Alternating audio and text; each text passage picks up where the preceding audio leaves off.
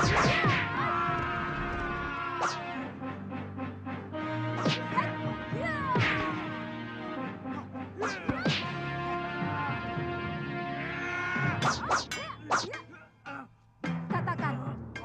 apa ada seorang pemuda yang mendarat di pulau ini? Katakan, ayo cepat katakan. Sontoloyo. Kalau kamu tidak mau jawab, kupatahkan satu demi satu tulang-tulangmu. Ayo jawab. Gombal bodol. Katakan. Iya. Tabib muda itu dimasukkan di penjara di bawah tanah. Di mana? Di balik bukit itu, Neng. Ada sebuah rumah. Pulau ini tidak terlampau besar untuk aku mencarimu atau membunuhmu. Kalau ternyata omonganmu itu bohong. Benar, Neng. Saya tidak bohong. Saya tidak bohong.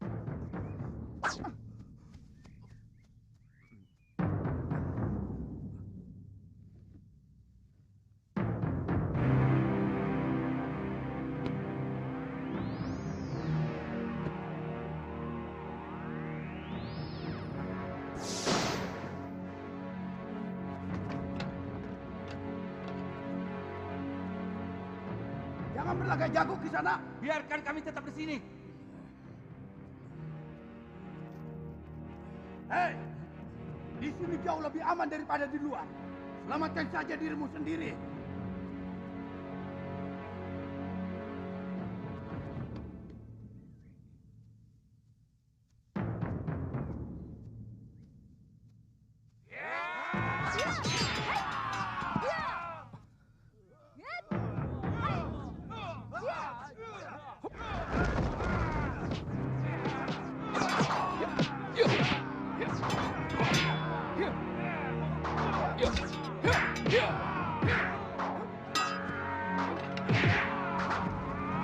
Kurang ajar. Benar-benar luar biasa anak muda itu.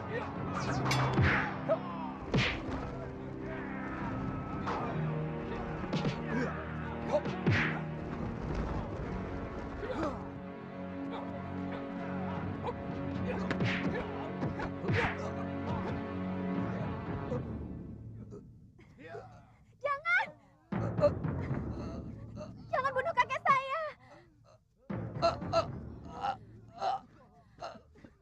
Kasihanilah dia. Saya bersedia menjadi budak Kisanak. Kalau Kisanak mau mengampuni kakek saya. Baik. Kalian semua saya ampuni. Tapi mulai sekarang, kamilah yang menguasai pulau ini. Kami? Kami dari perguruan Sugalu.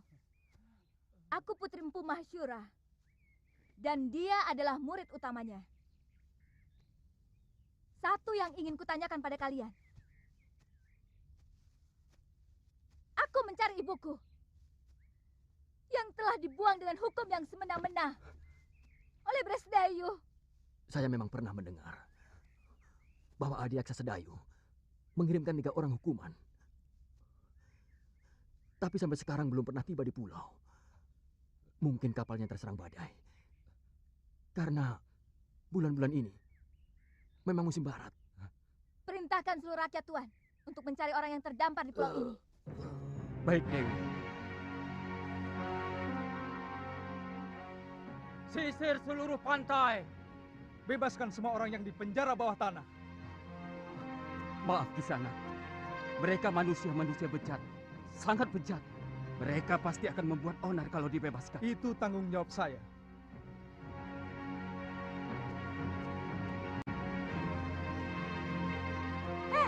Siapa kamu? Dia cucuku, Dewi. Saya tidak tanya kamu. Nama saya Kaliana Tantri.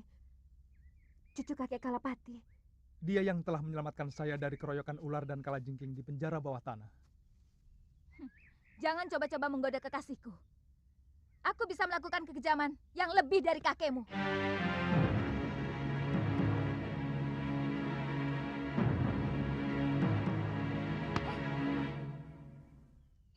Nyai yakin Kakak Empu pergi semedi?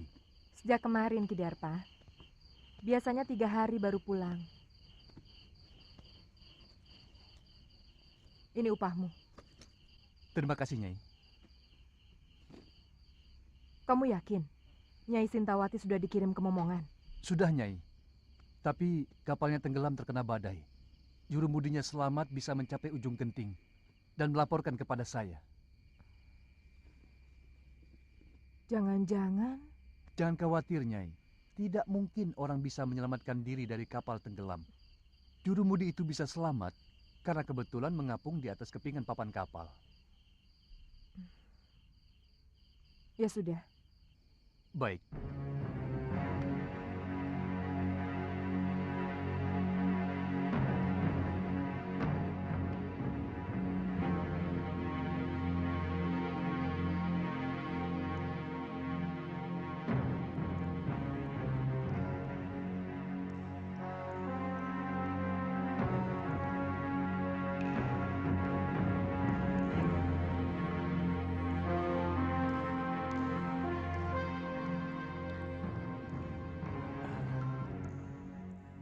Kenapa wajah Nila Saroya dan Darpasura selalu mengganggu pikiranku?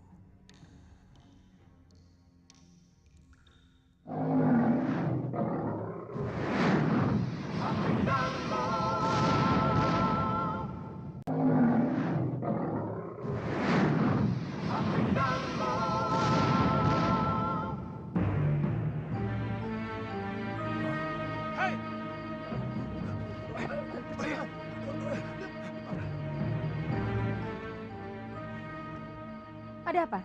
Maaf, Nyai. Kami kira maling yang mau menyusup ke dalam balai pusaka. Apakah tingkah laku saya seperti maling? Maafkan saya, Nyai. Kakang Mahasyura menyuruh saya untuk membersihkan bilik pusaka Padepokan sebelum berangkat bersemedi. Dan sekarang saya baru sempat.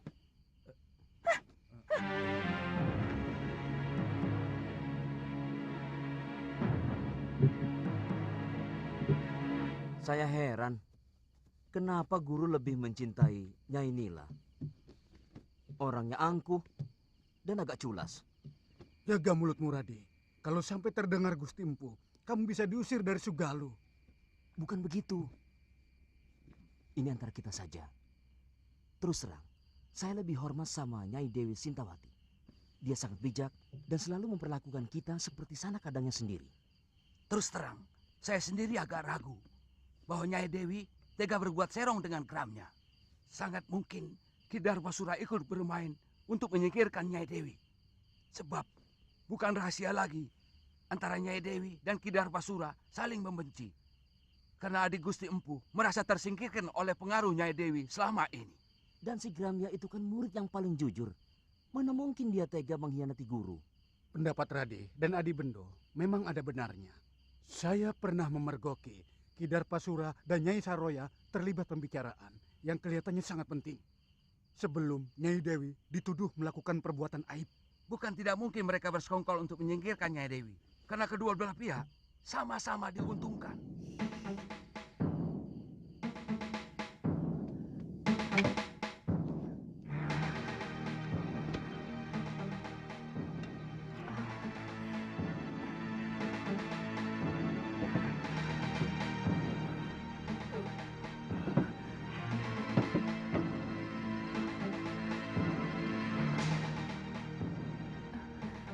Dasyandriya.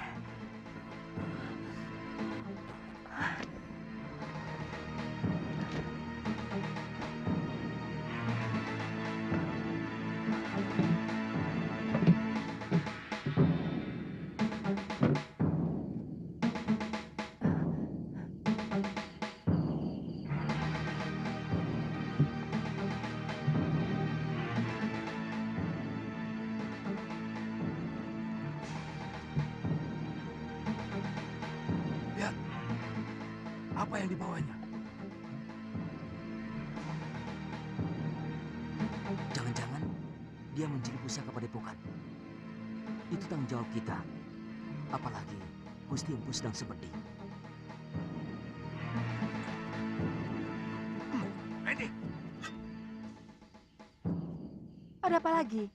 Maaf Nyai, rumah pusaka ini tanggung jawab kami. Apa yang Nyai bawa?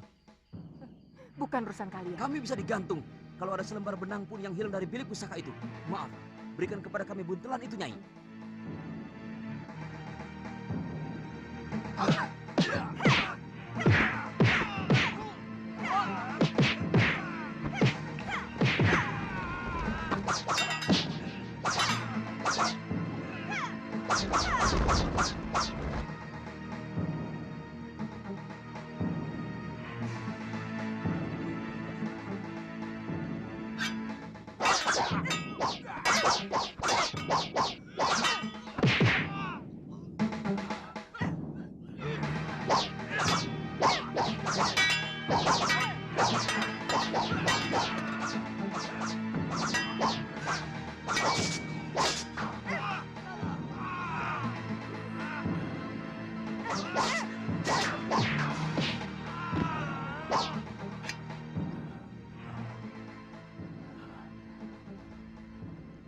Kenapa kau lakukan itu, istriku?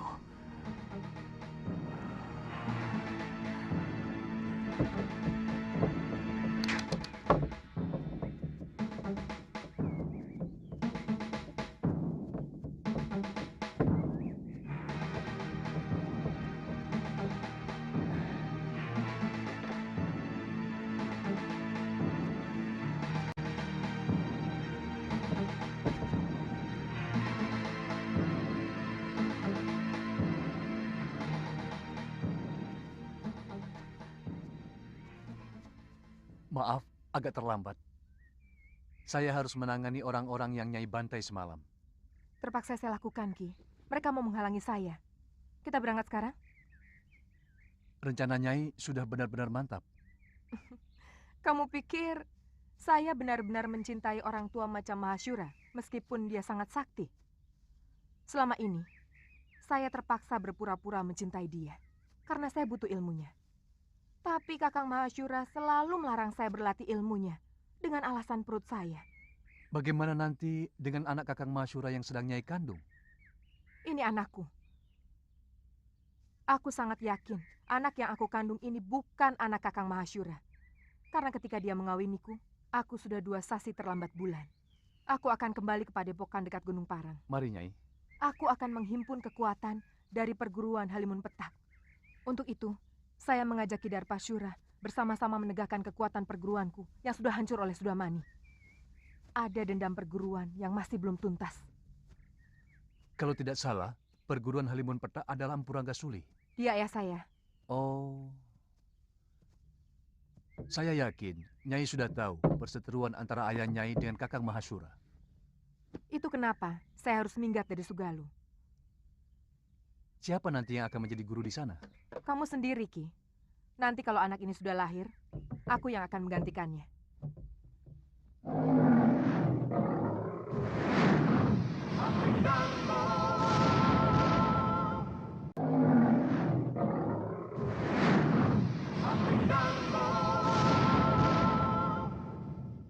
Sangat janggal kalau sebuah negara tidak memiliki raja.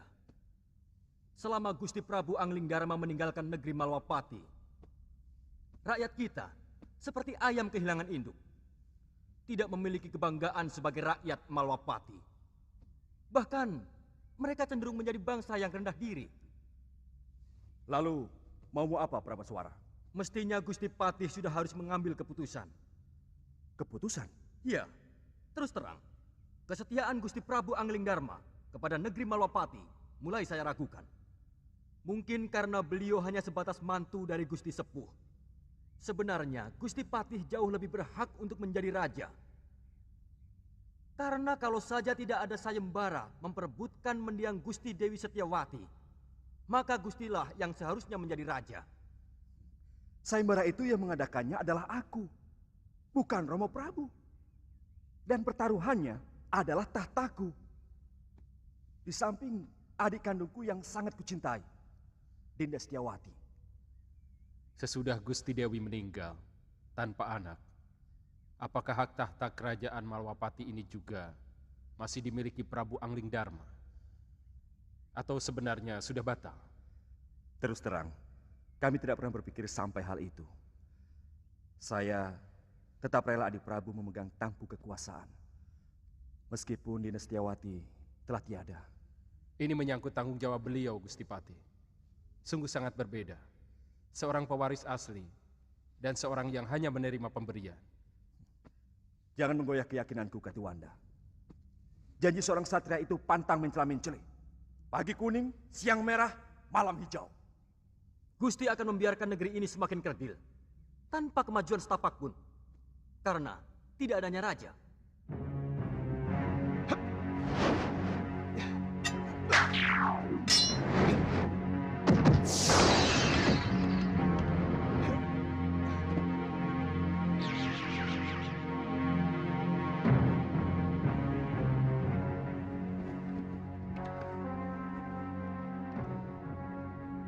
Tidak, tidak benar semua ini.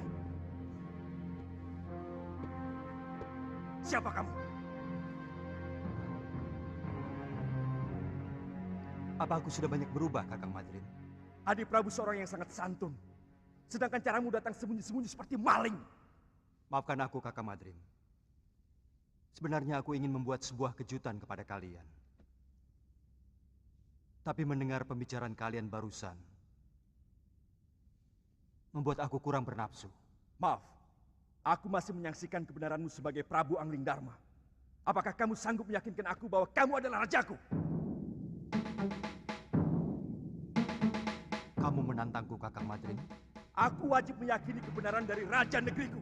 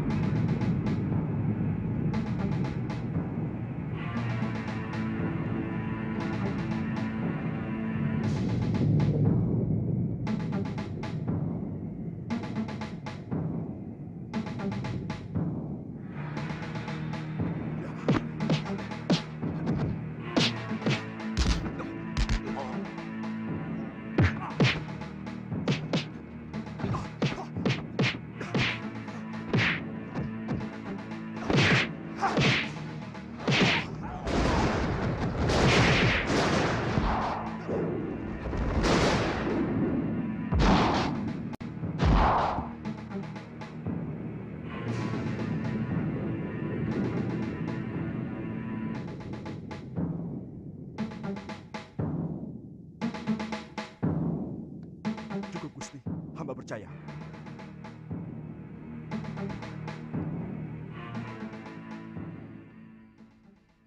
Pengembaranku ternyata tidak sia-sia, Kakang Madrin. Aku bisa melihat langsung apa yang terjadi di kalangan rakyatku. Berbagai macam bentuk kehidupan yang selama ini belum pernah saya lihat dari tembok ke daton. Sudah merupakan kebiasaan. Seorang Prabu biasanya cukup melihat kehidupan rakyatnya lewat laporan para tumenggung dan adipati. Adipati menerima laporan dari para kubu dan bekel.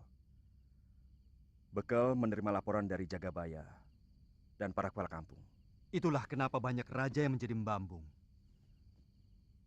Maksud Adi Prabu? Banyak rakyat yang menderita, tapi raja tidak mampu melihatnya. Tidak sedikit rakyat yang menjerit karena penderitaan mereka. Tapi kuping raja sama sekali tidak bisa mendengar. Karena semua laporan kehidupan yang masuk ke dalam kedaton sudah disaring dan diberi bedak.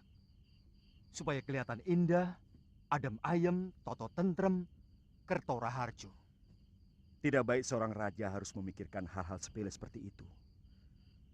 Semua itu cukup ditangani oleh para rakyat dan tumenggung. Sebab ada yang jauh lebih penting dari urusan tetek bengek seperti itu. Adalah bagaimana supaya bisa menjaga wibawa. Pengembaranku selama ini membuka mata dan telingaku. Bahwa ternyata rakyat tidak pernah peduli. Apakah rajanya berwibawa atau tidak. Yang penting bagi mereka, apakah raja memperhatikan nasib mereka atau tidak.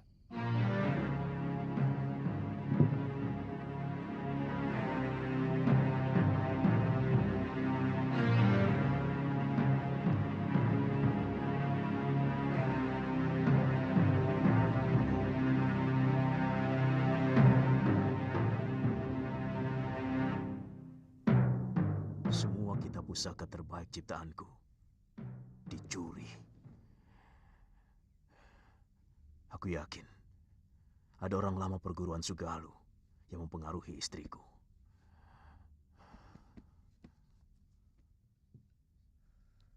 Saya tidak tahu apakah ini hanya kebetulan terjadi. Sejak Nyai Nila pergi, Kidarpasura tidak pernah kelihatan di rumahnya maupun di padepokan. Kata pekatik rumahnya, Kidarpa pergi mengendarai gerobak di hari yang sama dengan kepergian Nyai Nila. Darpasura. Apa mungkin adik kandungku tega mengkhianatiku, Subada? Saya benar-benar tidak tahu, Guru.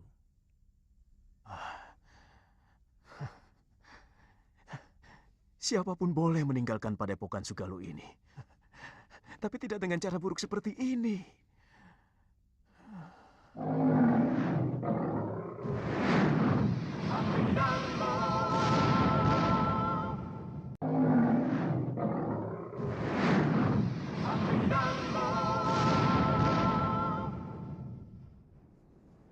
Semua orang sudah dikerahkan menyisir pantai. Bahkan, beberapa orang pun sudah sampai di Pulau Hantu. Tapi Biung belum juga diketemukan. Terus terang, saya bingung, Kakang. Kamu siap menghadapi Gusti Empu, juga para tumenggung Sedayu, kalau kembali ke padepokan Sugalu? Maksudmu, kamu lebih suka tetap tinggal di pulau ini? Karena kamu naksir sama cucu Kalapati itu, kan? Lu, jangan keungkit itu lagi. Aku sudah katakan semuanya kepadamu. Tantri hanyalah teman biasa. Apakah aku harus bersikap kasar kepada orang yang pernah menolongku? Tidak perlu kasar, tapi perlu ada jarak. Selama ini, misalnya Kakang terlalu memberi kesempatan pada gadis centil itu. Kakang memang senang, kan? Galuh, jangan. Senang? Hah? Galuh, jangan Geli. Galuh, jangan Geli. Kakang, tunggu. Kakang, jawab dulu pertanyaanku. Ayo, ngaku saja, benar kan? Kakang, ayo. Dinda Prabu, baru beberapa hari di sini. Sebenarnya akan lebih baik kalau Dinda pergi setelah melakukan pasemuan agung dengan segenap pamong. Terus terang, hampir seluruh rakyat Malawapati masih berkabung. Pertama karena kematian Dinda Setiawati. Dan kedua, karena kepergian Adi Prabu sendiri. Kakang Madrim, masih ada beberapa persoalan yang belum aku selesaikan. Aku akan segera kembali kalau semua persoalan sudah bisa dibereskan. Jaga baik-baik negeri ini, Kakang. Dan perintahkan rakyat menghentikan perkabungan. Karena aku masih dalam keadaan selamat. Baik, Dinda Prabu.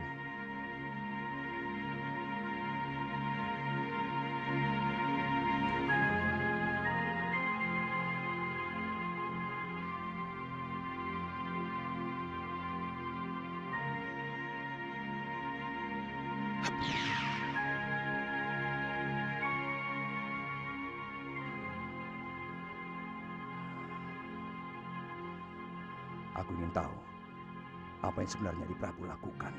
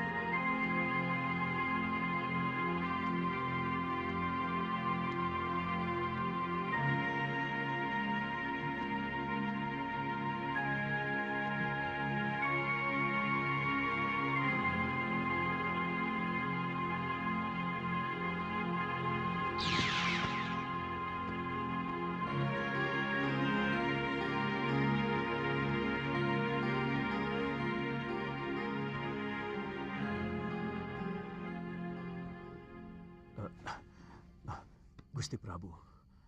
Guru menangis? Ah. Mana? Mana Nini Saroya?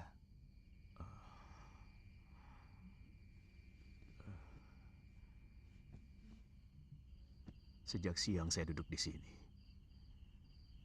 merenungi nasib buruk yang sedang saya alami. Hampir dengan waktu yang bersamaan, saya kehilangan segala-galanya, Gusti. Mungkin juga harapan saya. Apalagi yang terjadi, Guru? Rupanya itu Guru Dinda Prabu. Terus terang, hati kecil saya tidak percaya bahwa Sintawati melakukan aib yang menjijikan itu. Tapi Guru tidak berusaha melakukan apapun? Sejak itu hati saya selalu gelisah. Saya selalu dikejar perasaan bersalah. Lalu saya melakukan semedi memohon petunjuk kepada Sang Pencipta. Apa yang harus saya lakukan? Ternyata hal yang tidak pernah saya duga sama sekali memukul batin saya lebih berat lagi, Gusti. Nila Saroya minggat setelah mencuri beberapa kitab perguruan Sugalu. Darpasyura, adik kandung yang selama ini saya bimbing, telah berkhianat. Saya curiga dia juga yang mengatur pelarian dan pencurian. Dia minggat bersama Nila. Saya ikut berbela-sungkawa, Guru. Soal kitab tidak terlalu mengganggu pikiran saya. Saya masih bisa menyusunnya kembali. Tapi bayi yang dalam kandungan Nila itu adalah darah daging saya, Gusti. Bayi itu bukan anak Guru. Bukan titisan Guru. Ketika Guru mengawini Nila Saroya, dia sudah 2 sasi tidak datang bulan. Dari mana Gusti Prabu tahu? Saya kebetulan melihat mereka berdua di tengah hutan. Dan mendengarkan pengakuan Nila Saroya. Bibit yang dia kandung adalah titisan Sudamani. Yang telah memperkosanya ketika semua saudara seperguruannya dikalahkan oleh pendekar durjana itu. Dia? Nila Saroya, putri Mpu Ranggasuli. Dari perguruan Halimun Peta. Ranggasuli. Dia telah tewas di tanganku. Waktu terjadi perseteruan antara Padepokan Sugalu dengan Padepokan Halimun Peta. Tapi saya yakin, apa yang dilakukan Nila Saroya bukan karena dendam kepada Guru. Tapi dendam dia kepada Sudamani. Apa maksud Prabu supaya saya tidak menghukum Saroya maupun Darpasyura? Paling tidak Nila Saroya, karena sebenarnya dia wanita yang perlu dikasihani. Guru masih bisa memperbaiki kesalahan dengan mencari kembali Galuh Parwati dan Nyai Sintawati. Saya yakin Darpasyura telah membunuh Dinda Sintawati dengan cara menenggelamkannya di laut. Saya benar-benar jadi orang kalah, Gusti Prabu.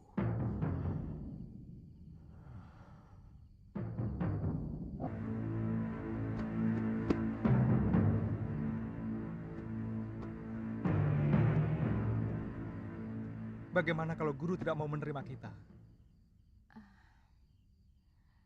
Kita mengembara. Mungkin ke negeri Malwapati. Karena dari dulu Gusti Prabu Anglingdarma pernah menjanjikan mau mengajak saya ke sana.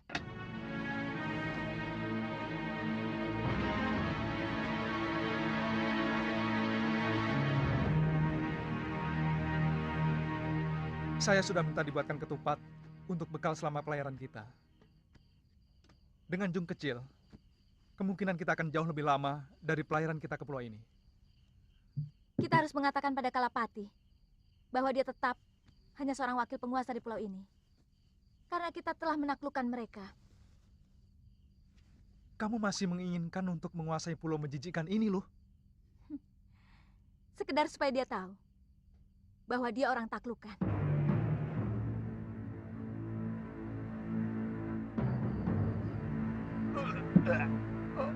Pokoknya kakek harus menahan Seliwa di sini.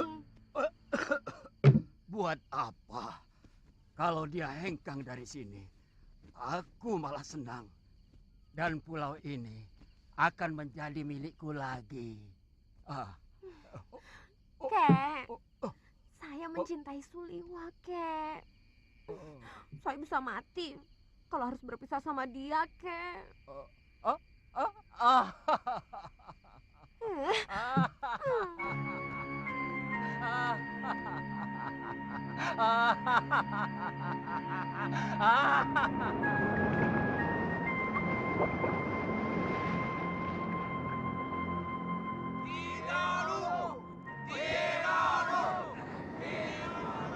Kakang, Kalapati masih belum kelihatan.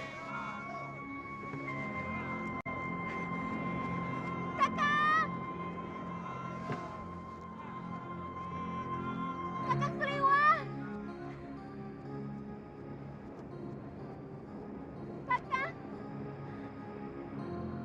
Dia lagi. Kakang Suliwa!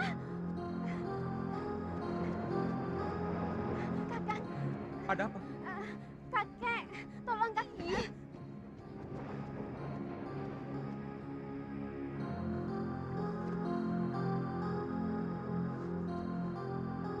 Kenapa kakek? Dia tiba-tiba pingsan. Tolong, Kakang. Pingsan? Sebentar ya. Loh, Apa? Sana, tolong kakek si centil itu. jangan begitu. Bagaimanapun, saya tidak bisa melepaskan kewajiban saya sebagai seorang tabib. Saya kan tidak melarangmu. Lagi pula itu bukan urusanku. Sebaiknya kau ikut. Hih, Bagaimanapun, kita perlu bicara dengan Kalapati.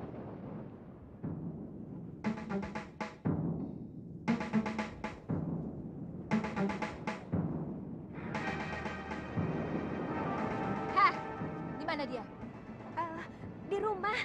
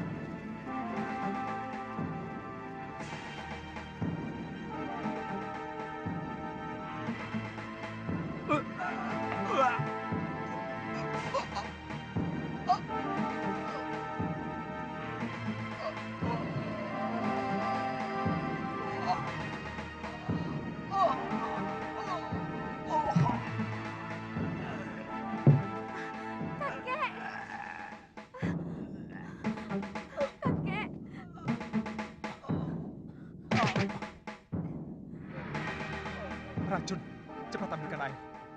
Kakekmu terkena racun ikan gelembung dan bunga karang darah. Baik.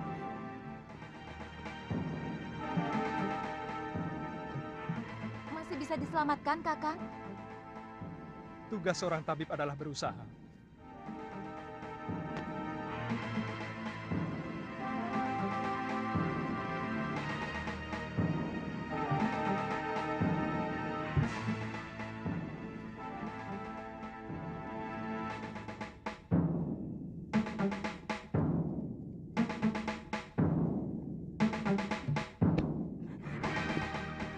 Heh, kenapa kamu tampak senang melihat kakekmu yang sekarat itu? Jangan-jangan kamu sendiri yang meracuninya. Kenapa Nini bicara begitu? Kalau saya mengharapkan kematian kakek, buat apa saya minta tolong sama Kakang Suliwa?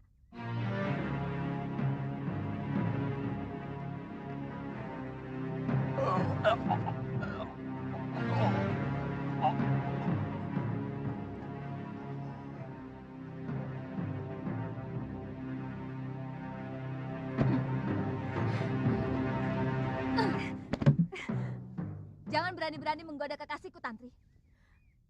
saya juga mencintai Kakang Liwan ini. Kamu bisa kubunuh.